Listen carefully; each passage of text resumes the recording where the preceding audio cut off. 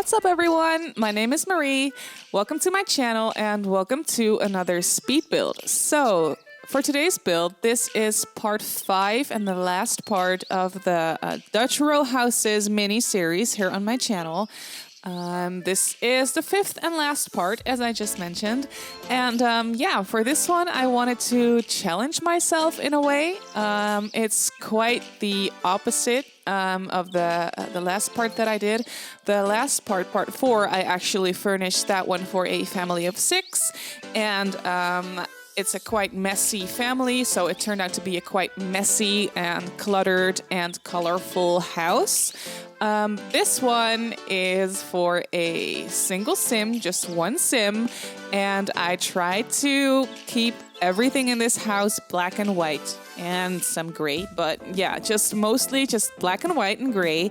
That's what I wanted to try for this build. So it's something that I have actually never done before. I wanted it to be quite modern looking and yeah, just a very modern build. Just black and white. That's all I wanted to do because I have never done that before. And yeah, I think I succeeded. I tried to keep the clutter and the stuff around the house to a minimum, which is actually quite the challenge for me because my first thought immediately when I see a surface or an empty wall, my first thought is I need to color this up because I just really like doing that, and I think it always looks so much looks so lived in and so realistic and so yeah, I don't know. I like the vibe that it gives when everything is a little bit cluttered. I don't like stuff to be very neat. In The Sims, at least. In real life, I don't actually really like clutter all that much because it tends to stress me out a little. But in The Sims, when it's organized clutter, if that makes any sense, I really like how that looks. But for this house, I really had to try to, tell myself, nope, this wall's empty and we're gonna keep it empty because that's just the vibe that I wanted to give this house. So as far as the storyline goes for the sim that's living here, I imagine it to be just one sim, a guy that lives alone. Obviously the gender doesn't matter, it could be anyone, but this is just what inspired me to furnish this house this way. I imagine it to be a guy living alone. I think he is a designer of some sort. I think he is a graphic designer. He designs logos and everything. So he's quite the artistic sim. He's quite creative, and he knows lots about art and modern art and just graphic design because it's his job. And I think he's, like I said, he's a freelancer, and I think he's doing very well for himself. I think he's a young adult, and he probably did go to university and he graduated and he immediately started a business for himself. Maybe he already started that business when he was still in college.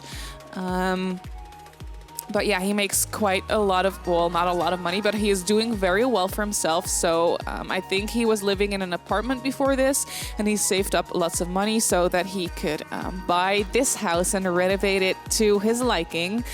So he could just renovate it a little bit and pick out the flooring and the wall and everything that he likes, and a brand new kitchen and very modern furniture. I did actually finally have the chance to use the Moschino stuff furniture. I don't ever really use those couches and chairs, even though I do like them. I think they're very cool, but they're not in the style of furniture that I usually gravitate toward. I don't know. It's just a little bit too modern and too clean looking for my liking, for what I usually do. But since this is something that I don't usually do, I finally had the chance to use that furniture. And I do like the white poofs that I have going on in the sitting area.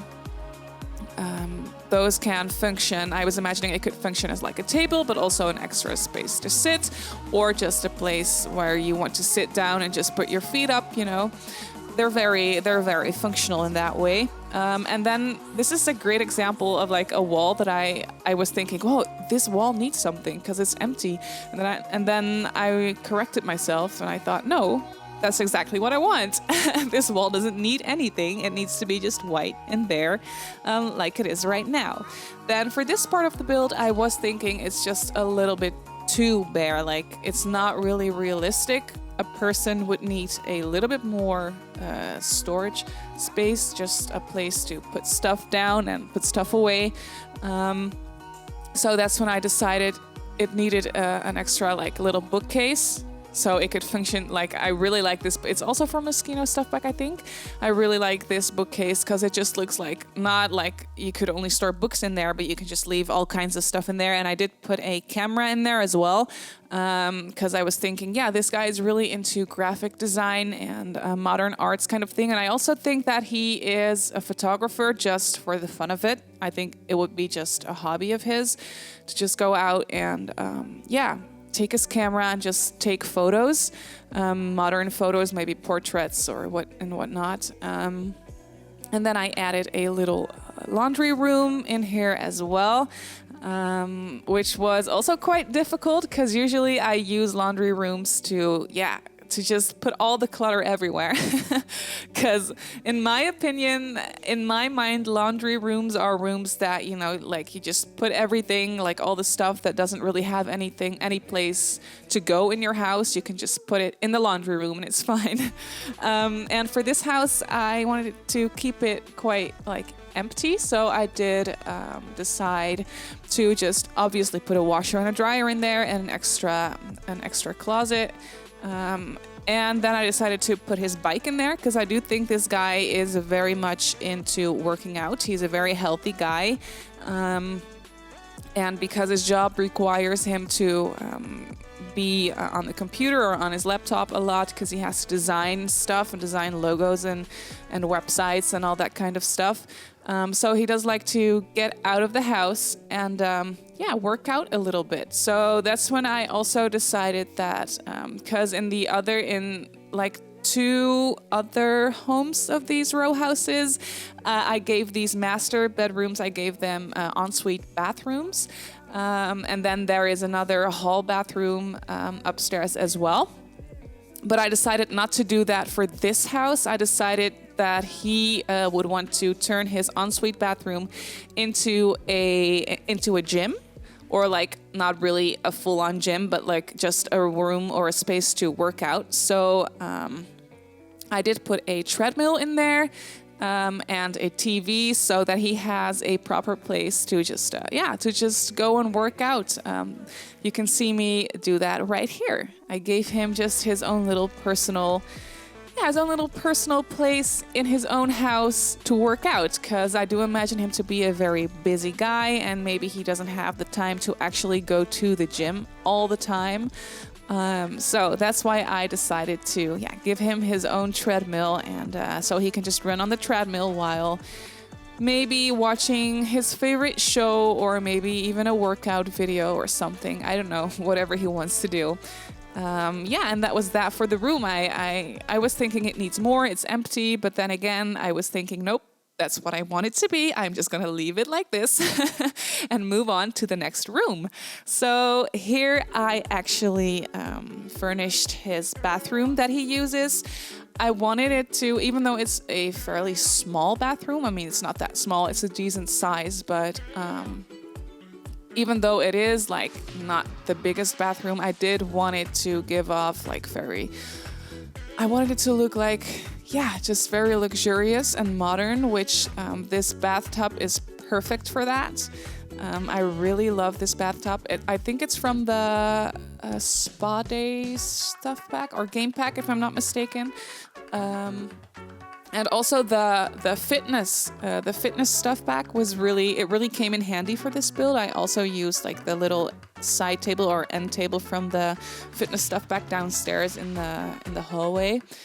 And here I gave him his little office space, which I also kept quite empty. I did put a little a little bookcase in the corner here that has like some books and some binders and everything to keep his stuff. Which I wanted to put that away like quite in the corner so that it's not like that visible when you first walk in, because you know it's a bookcase with lots of stuff in it and lots of colors, and that's maybe not the thing that he wants for his house. So yeah, I gave him his little like neat and clean little office space here with a nice computer and just a place to sit down and relax and maybe just read a book or something. Yeah, and I did put a little tiny pop of color with like those blue flowers and the green plant in there. But other than that, yeah, I added that lamp, that lower hanging lamp.